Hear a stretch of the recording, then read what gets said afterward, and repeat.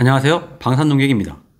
최근 트럼프 당선인이 윤석열 대통령과 통화하면서 한국의 뛰어난 함정 건조 능력을 언급했고 앞으로의 한국의 협력이 필요하다고 했죠. 그 말에 앞으로 대미 함정 수출과 MRO 시장 진출에 대한 기대감이 높아지고 있는데 어째 미국의 속내는 좀 다른 것 같습니다. 오늘은 트럼프 정부에서 우리 함정 산업이 과연 어떻게 전개될지를 생각해 보겠습니다. 미국 조선업은 한국의 도움과 협력이 필요하다. 선박 수출뿐만 아니라 MRO 분야에 있어서도 한국과 긴밀하게 협력할 필요가 있다. 이게 지난 7일에 트럼프 당선인이 윤석열 대통령과의 전화통화에서 강조했다는 내용이죠. 이 말의 배경을 보면 미국 항공산업은 여전히 세계 최고인데 그에 비해 조선업은 바닥을 치고 있습니다. 2차 세계대전 때에는 대형 조선소가 30개가 넘었는데 지금은 7개 정도밖에 남지 않았고 그마저도 높은 인건비와 운영비용으로 경쟁력이 떨어지고 낙후된 기술과 인력 부족으로 신규 함건조가 지연되고 있으며 운용함정도 30%가 수리, 대기 중에 있는 등 상당히 어려운 상황에 놓여 있다고 하죠.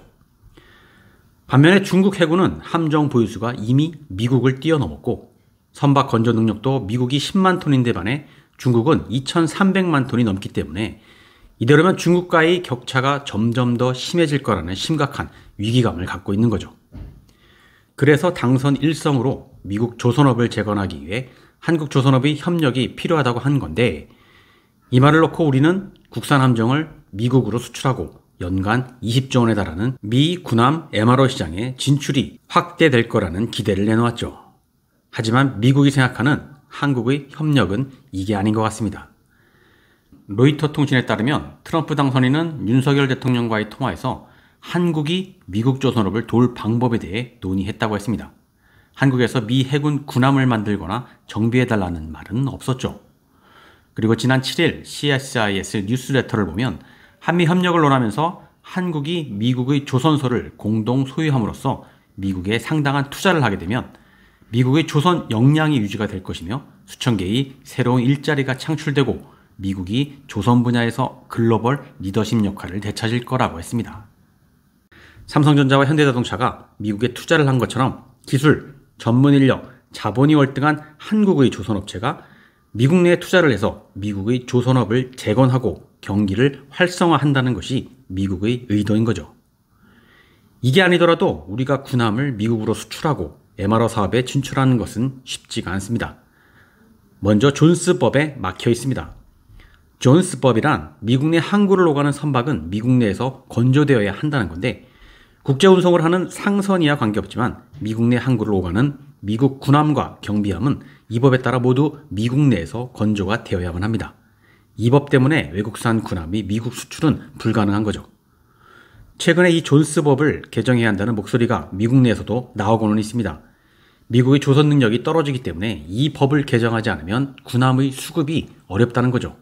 그런데 그렇다고 이 법을 개정해서 해외에서 군함과 경비함을 수입하게 되면 그 순간 그나마 남아있던 미국 내 150여 개 조선소는 모두 망하는 거고 40만에 달하는 조선업 종사자는 실직자가 되는 겁니다. 이건 트럼프 입장에서 절대 있을 수가 없는 일이죠. 그래서 존스법 개정은 쉽지가 않습니다. 그러면 함정을 수출하는 게 아니라 미국산 함정을 정비하는 MRO는 존스법과 관계가 없으니까 증가하지 않겠냐는 기대가 있지만 MRO도 한계가 있습니다. 어찌됐건 MRO도 미국 내 조선소의 일감을 빼앗아 가는 건 마찬가지고 또한 MRO를 하게 되면 미 해군의 함 운용 방식이 고스란히 드러나는데 과연 미국이 보안 측면에서 이걸 어디까지 허용할지가 미지수죠. 비전투 수송함이나 군수지원함 정도에 그칠 거고 전투함의 MRO는 여전히 미국 내에서 미국 조선소에서 하지 않을까 생각됩니다. 결론적으로 트럼프가 원하는 건 열악한 미국 조선업을 대신해 한국 조선소가 미 해군의 함정을 만드는 게 아니라 한국 조선소를 이용해 미국 조선업을 재건하는 거죠. 한국의 디지털 설계와 같이 뛰어난 설계 능력과 자동화 공정 등의 효율적 선박 건조 능력, 뛰어난 조선소 운영 시스템과 전문 인력 육성 시스템 등을 미국 조선소로 이전하고 미국 내 조선소에 자금을 투자하여 미국 조선업을 다시 부흥시키려고 하는 거죠. 이미 몇 해 전부터 미국은 조선소 현대화 작업에 들어갔습니다. 미 해군의 지원을 통해 조선소 도크를 확장하고 오래된 도크의 보수 작업을 진행하고 신규 조선소를 만드는데 민간 투자를 받고 있는데 여기에 한국 조선업이 기여를 바라는 거겠죠. 어쩌면 트럼프는 주한미군 분담금과 결부시켜 미국 조선업의 기술 이전과 투자를 강요할 수도 있을 겁니다. 반협박으로요. 미국이 우리 가장 큰 우방임은 분명하지만 먹고 사는 문제에 있어서는 우방 간에도 한 푼의 양보가 없었습니다. 다만 기업 입장에서는 분명 호기일 수는 있습니다.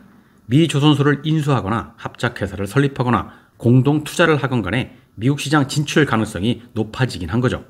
하지만 넋놓고 있다가는 미국의 협상의 주도권을 뺏기고 이리저리 끌려다니면서 미국만 좋은 일 할 우려가 다분합니다. 그래서 트럼프 시대에 K조선의 대미 수출이 확대될 거라는 막연한 기대는 금물이고요. 글로벌 호구가 되지 않으려면 우리의 최대 이익을 위해 미국을 어떻게 상대할 건지를 심도 있게 고민해 봐야 할 때입니다. 오늘은 여기까지입니다. 감사합니다.